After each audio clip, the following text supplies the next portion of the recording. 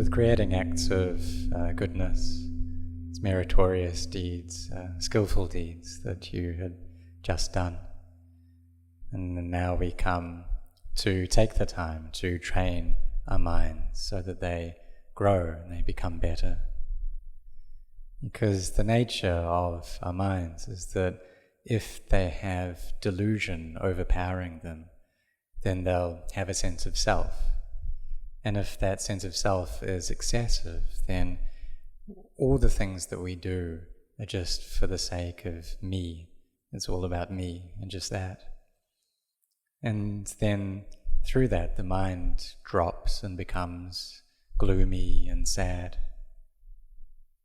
So to bring the mind to a bright and joyous state, we need to abandon this feeling of self and to reduce that, make it less and less. So the Buddha taught in the beginning for us to give, for us to create these meritorious acts of generosity, of dana. And even though the things that we offer, it may not be a lot or very grand, but if we have a heart of faith when we offer, then just one ladle of rice is of great value. Or we just offer a little bit of fruit, or whatever it is that we have the faith to give. This all brings great value to our hearts. So the story from King Asoka that previously, at the time when he was a child, and he kind of gathered together a handful of earth and offered that to a Pacceka Buddha. And from that offering, the benefit that arose was that when he became a king, that his kingdom expanded into this empire. So the dana barami that we cultivate, it supports us to be able to know the Dhamma and to see the Dhamma. And even beings with huge amounts of barami, arahants, people who became arahants at the time of the Buddha, that when the Buddha taught them initially, he started off with dana, with generosity.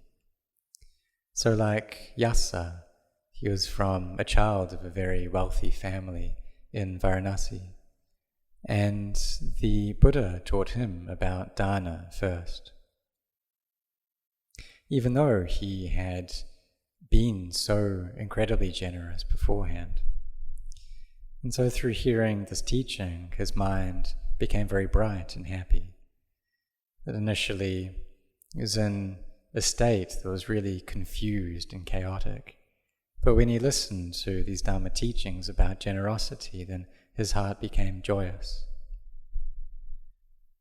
So it's like us, that we are all very generous, and we come to this meditation retreat as well.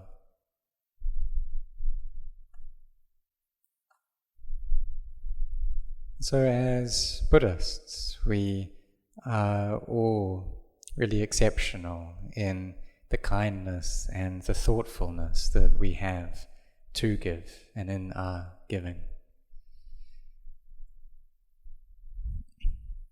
And these acts of giving, when we look at it, it may not seem like they're really a big deal. It may seem like something insignificant.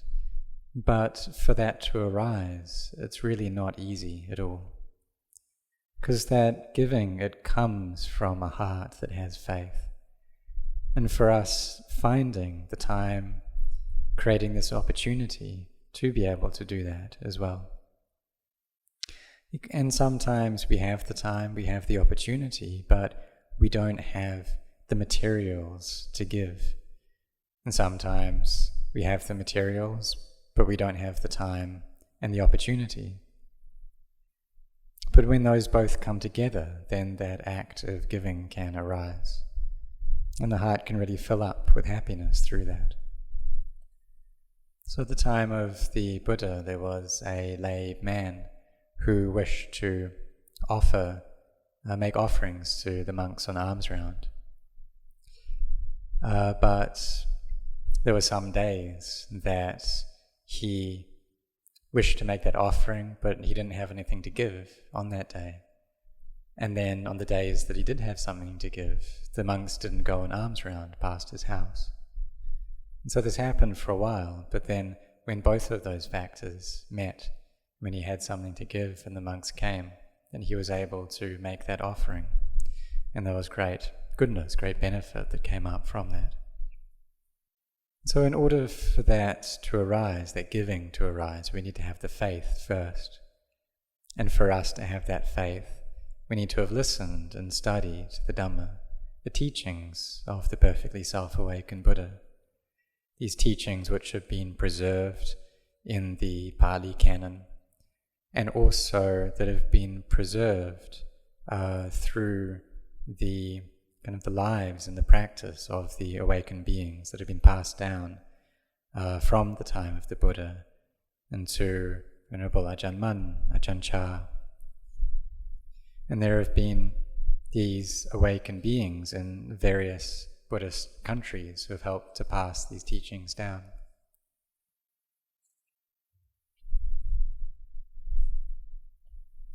So we listen to these teachings about creating goodness. Then having heard them, then we practice them as well.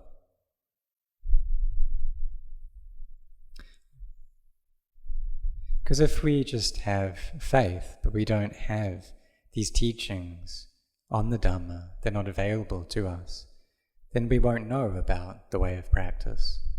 We won't know right from the very beginning about generosity, about dana. So these come from the perfectly self-awakened Buddha. And for him to have arisen, to have awakened, it was something that was very difficult. So we see that this faith that we have, it's really not easy for that to come about. And therefore we should be really proud that we have such faith like this. And also that we have this opportunity to have been born as a human.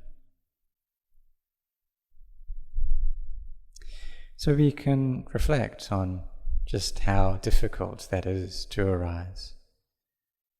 And in the scriptures it says that the chance to be born as a human, it's the same as there being a blind turtle in the ocean. And on the surface of the ocean there is a bamboo log with a hole in it that gets blown around by a storm that blows from the 4 directions. And that turtle, it surfaces every 100 years. So what are the chances that that turtle will surface and it will stick its head through the hole in that bamboo log? Well, it's extremely small, isn't it? The percentage of chance for that to happen is very, very low. But even though we hear that, we see that there are more and more humans being born into this world. But the meaning of this teaching is a human in the heart. It's an internal birth. That even though there are a lot of people, the vast majority of those are not very generous, and they aren't very virtuous either. Those who are able to change their state from a pratujana, someone thick with defilements, to a kalyanachana, one with a beautiful heart, it's very few who can do that. So there was a time that I was listening to Ajahn Chah give a talk at Wat Marp, his monastery. And he had started that monastery 25 years ago, been teaching there for 25 years. And he asked the lay people who had gathered, how many of you are determined to keep the 5 precepts for the rest of your life? And so Ajahn Chah, he said that, but the lay people, they just looked at the ground or looked at one another. They avoided eye contact with him. And I was waiting for someone to stick their hand up and say, I'm ready to do this. But not a single person did that. And so Ajahn Chah says that amongst all of you here, there's only half people, and that there's not a full human being here. And so do we see that this great teacher, he had been teaching for 25 years, and still no one was prepared to determine to keep the 5 precepts for the rest of their life. And so being born as a human and keeping these 5 precepts, it's very difficult. And so us as practitioners, we do keep those precepts. And perhaps in the beginning of our practice, then on the Uposatha days, that we increase that to the 8 precepts as well. Or maybe we can do that on our days off, on Saturday and Sunday. Be determined to keep the 8 precepts. And then use that time to meditate as well. Because the benefit of that level of sila is that it helps us to grow our inner peace. The peace through our body and our speech as well. Because we don't argue with the people around us. And even though maybe a lot of anger comes up within us, there may be greed or delusion, we endure with that, we forbear, we train in this quality of forbearance. And we don't follow all of the moods that come up within our minds. We don't follow our own thoughts. Because these thoughts, these concoctions, stories that the mind constantly brings up, that these come up through ignorance, through avijja. They come up through a sense of self.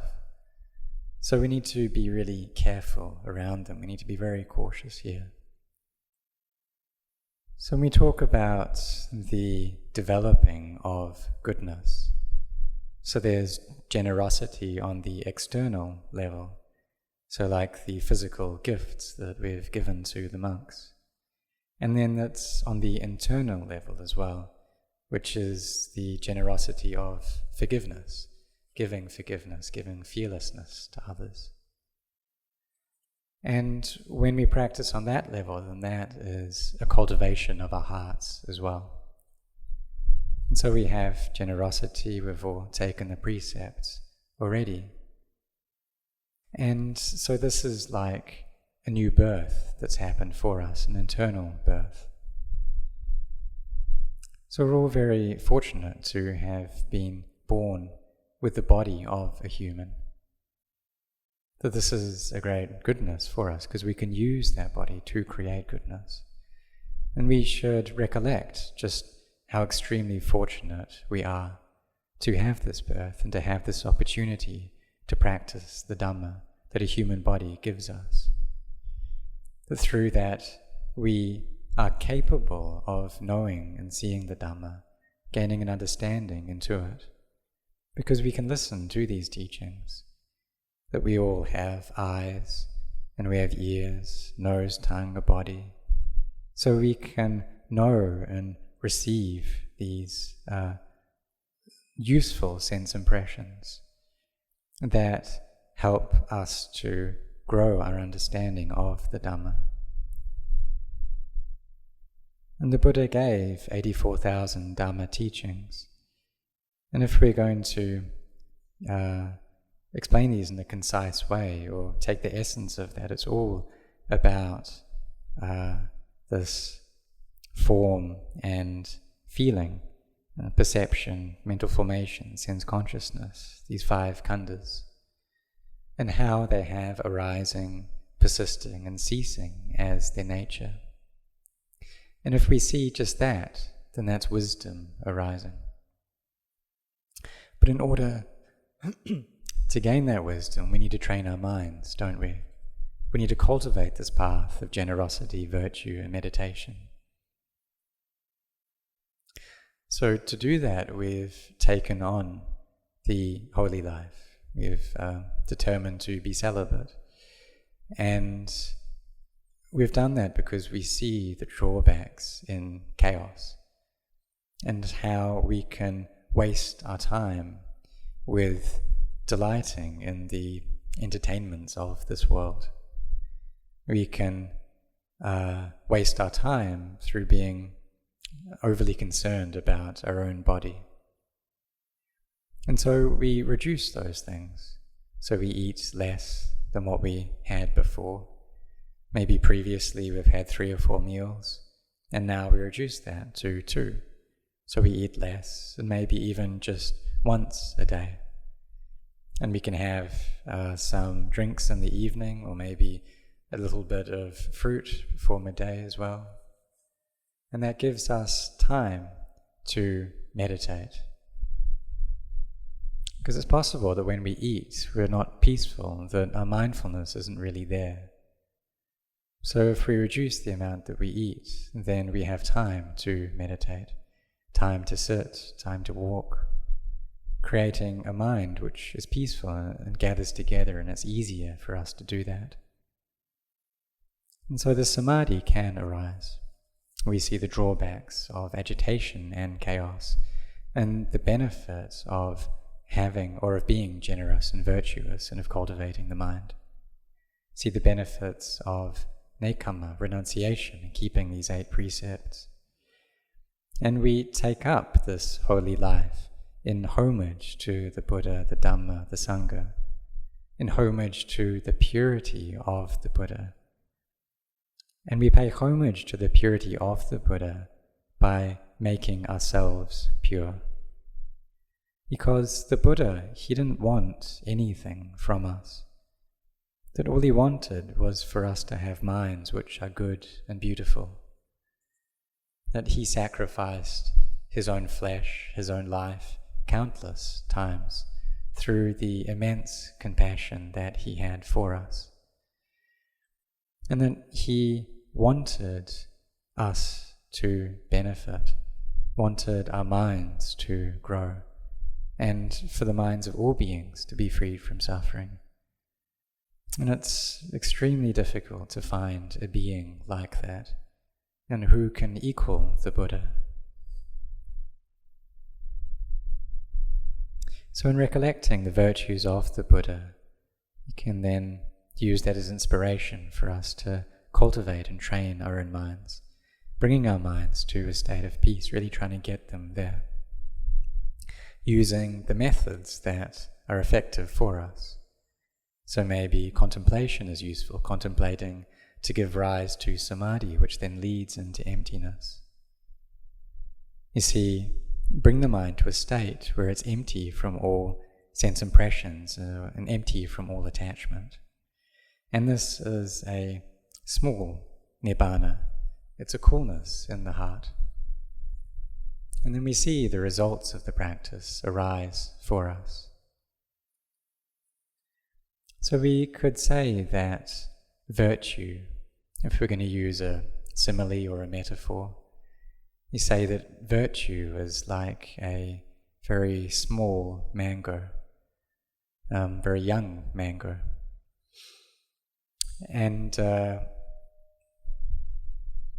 then when that grows and it becomes larger, starts getting a bit more ripe, then it starts developing a firmness to it and a juiciness to it. But it's not yet really sweet. And so we can say that virtue is on that level. But then when samadhi arises, then it starts becoming a little bit sweet, that mango, and a little bit fragrant.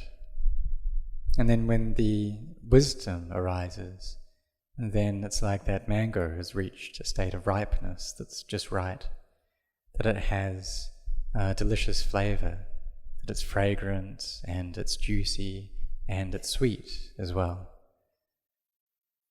And so it has a very good flavor to it. And so we can see that the Dhamma, it has an exceptional flavor that surpasses all other flavors. When we experience the Dhamma, then this great joy fills up the heart, and through this understanding that we have. So we should understand that we have bodies that are humans already. But when we create goodness, and when our minds fill up with happiness, then our minds are Devas already. And any being that has these qualities of hiri and ottappa, so like a sense of conscience or a wholesome shame and fear of wrongdoing, then they are on the level of a Deva. They're a Deva in their heart. They have these qualities of hiri and ottappa. So there's the joy of a Deva that comes up in the heart. So there's the joy that we gain from giving, that we get from doing good deeds, from meritorious deeds, from skillful deeds. And those bring the mind up from the level of a human to a Deva. So beings that are cultivating barami, that when they pass away from the human world, they go into the heaven world. And they pass away from that, and they come back into the human world. And so they go between these two levels until their barami is full, their samadhi becomes firm, and they're able to truly see into the teachings of the Buddha. They're able to see the nature of rupa, of form, that the body is just a body. Because rupa, it's this body, you can see that break apart, see it decay, see it disintegrate. But through the delusion of the mind, we take this form to be self. So we have the self here. So we should use the self that we have to create goodness, and carry on creating that until our minds enter into the Dhamma. And when we do that, then we see the true self. So may you all be intent in participating in this retreat. It's the 4th day today that you had the opportunity to practice the Dhamma. So may you receive peace, may you have mindfulness and wisdom, and may you grow in blessings.